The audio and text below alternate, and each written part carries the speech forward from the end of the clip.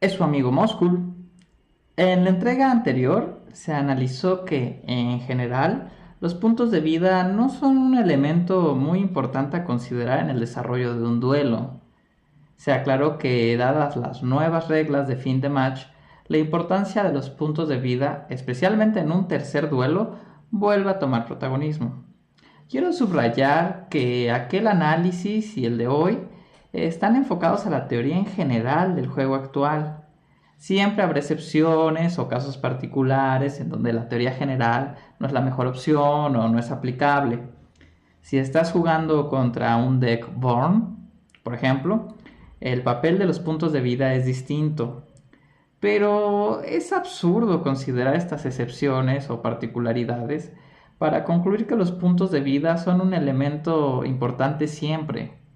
Bajo condiciones normales, las mejores estrategias de los decks recientes, como se comentó y explicó en el video pasado, no dudan un instante en cambiar los puntos de vida para resolver un efecto poderoso, negar uno del oponente u obtener ventaja de cartas.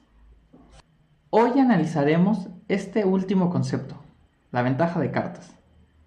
Este concepto está presente en la mayoría de juegos de cartas intercambiables, TCG, tales como Magic, Hearthstone, Bakugan o Pokémon. Sin embargo, en estos juegos mencionados, como en casi todos los TCG, existe un sistema de recursos. En Magic es el maná, en Pokémon la energía, por ejemplo.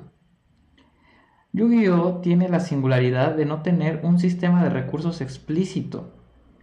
Esto ha permitido a Yu-Gi-Oh desarrollar varias peculiaridades, como su vertiginosa velocidad, que para los críticos de Yu-Gi-Oh es un enorme defecto, mientras para sus apólogos es una adictiva característica. Otra de estas peculiaridades derivadas de la ausencia de sistema de recursos explícito es la preponderante importancia de la ventaja de cartas. Sin más preámbulo, adentrémonos al concepto. Supongamos que tú juegas un poderoso e invencible Summoned Skull Beatdown Deck. Tú sabes que invocando a Convoco al Cráneo, equipado de Malevolent Nuzzler, pues has ganado, porque ¿quién va a vencer una bestia de 3200, verdad? Significa que en cuanto antes tengas las dos cartas, bueno, y un tributo primero para poder bajar a Cráneo Invocado, estarás más cerca de tu victoria. Pero es exactamente lo mismo si tu oponente, por ejemplo, juega un deck zombie y sabe que teniendo Zombie World en el campo, Rivalry of Warlords y un Dunking, sabe que ya habrá ganado. Significa que desea tener lo antes posible estas tres cartas en campo. Así, el que robe más cartas estará más cerca de robar estas tres y estará entonces más cerca de la victoria. Lo anterior es una ejemplificación simplificada del concepto ventaja de cartas. El que tenga más cartas estará más cerca de la victoria. Ventaja de cartas es tener más cartas en mano y juego que tu oponente. Entendemos por cartas en juego las que están en el campo, que controlamos, diríamos en Yu-Gi-Oh! Sin embargo, el concepto es más complicado que lo anteriormente dicho. Como este concepto es aplicable a casi todos los TCG, trataré de utilizar términos neutrales. Así, remoción en Yu-Gi-Oh! Se puede entender como destrucción o destierro, y neutralización como negación de activación o efecto. Generalmente, la ventaja de cartas se obtiene al realizar una jugada en la que cartas tuyas son usadas para remover o neutralizar una mayor cantidad de cartas del oponente. Esto se simplifica con la expresión una jugada de X por Y, donde X representa la cantidad tuya de cartas que usaste y Y la cantidad de cartas del oponente removidas o neutralizadas. Si X es menor que Y, habrás generado ventaja de cartas. Los siguientes son las formas más usuales de generar ventaja de cartas. Por robo o efectos de robo, como puede ser Pot of Greed, O al menos eso me han dicho porque no sé realmente qué hace esta carta. No, ya hablando en serio, Pot of Greed, gastas una carta para robar dos. Entonces decimos que es un +1 porque por una carta obtuvimos dos más. Entonces al final tenemos una carta más.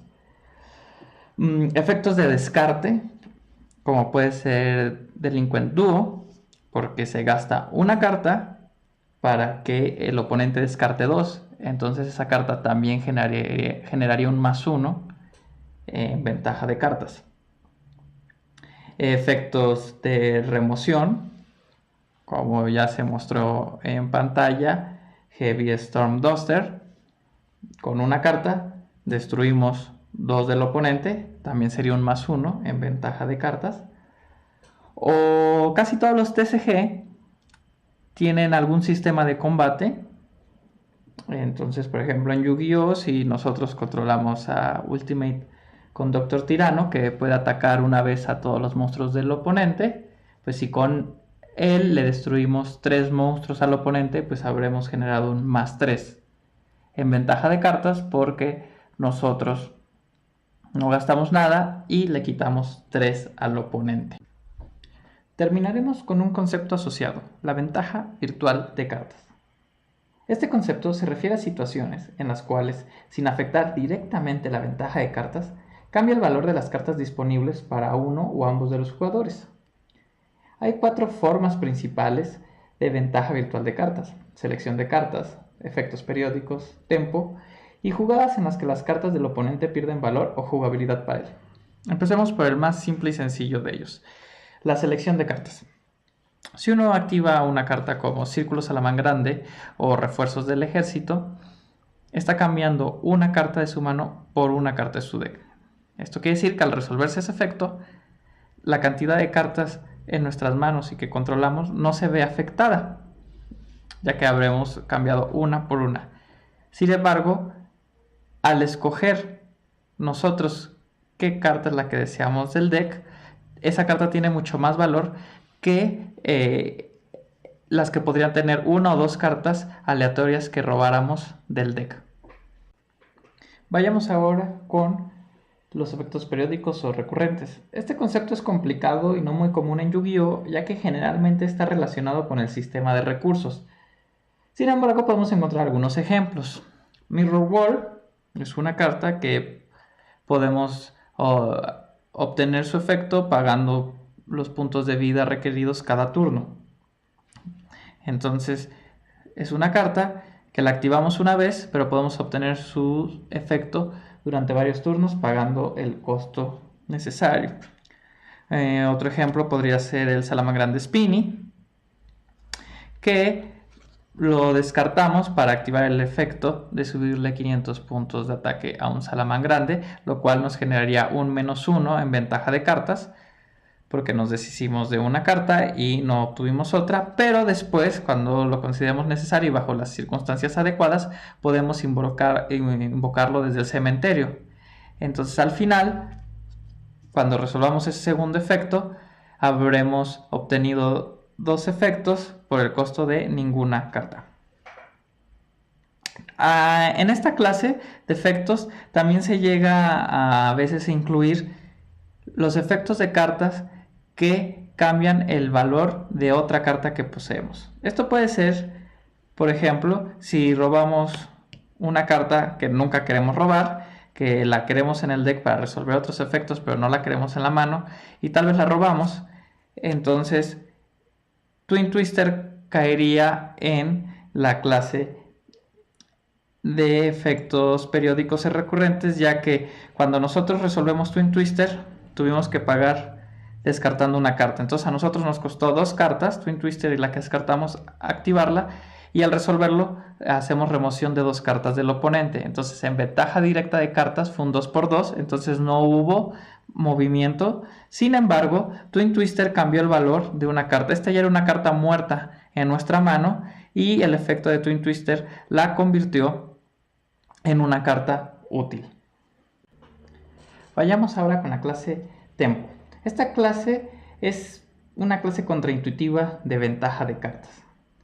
Lo primero que hay que entender es que si uno pierde con cartas sin activar, ya sea en el campo o en la mano, es lo mismo que si nunca las hubiéramos robado. Entonces es como si hubiéramos estado en desventaja de cartas.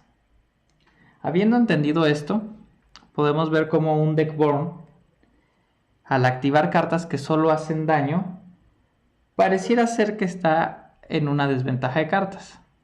Y al menos lo está en una desventaja directa de cartas porque activa, hace daño y entonces uno se queda con una carta menos y el oponente sigue con la misma cantidad de cartas. Sin embargo, activar estas cartas son las que le proporcionarán la victoria. Si lo consigue, habrá convertido en cartas muertas todas las cartas que deje sin activar el oponente. Entonces, no es precisamente que vaya en una desventaja de cartas, sino que él va adelantado en las cartas necesarias para activarse para obtener la victoria. Por último, jugadas que hacen que cartas del jugador pierdan valor o jugabilidad para el oponente. Un ejemplo del primer caso, es decir, que pierdan valor, es Skill Drain, que convierte los monstruos de efecto del oponente en monstruos normales. Estos pierden valor, pero no se ha generado una ventaja directa de cartas, porque los monstruos ahí siguen estando. Un ejemplo del segundo caso, cuando pierden jugabilidad, es el candado que mencionamos al principio, de Rivalry con Zombie War. Ya que en cuanto el oponente baje su primer monstruo, ya va a estar obligado a solo poder invocar monstruos zombies. Eso significa que todos los monstruos en su mano, que no sean zombies, serán prácticamente cartas muertas en casi todos los escenarios. Cartas para concluir. Las cartas que proveen ventaja virtual de cartas son usualmente más poderosas que las que proveen ventaja directa. Si bien tener ventaja directa de cartas es, pues, una ventaja, tener acceso o negar cartas específicas es aún más ventajoso. Dado que casi todo TCG limita la cantidad de copias de una carta en un mazo, tener acceso a una carta específica es más valioso y práctico que el robo simple de cartas, como ya se comentó. Además, casi todos los juegos penalizan un exceso de cartas, obligando a descartar este exceso al final del turno. Como resultado, tenemos que una estrategia exitosa requiere combinar la ventaja directa con la ventaja virtual de cartas, para asegurar que no solo se cuentan con suficientes cartas disponibles para jugar, sino que estas cartas disponibles son las necesarias para ganar.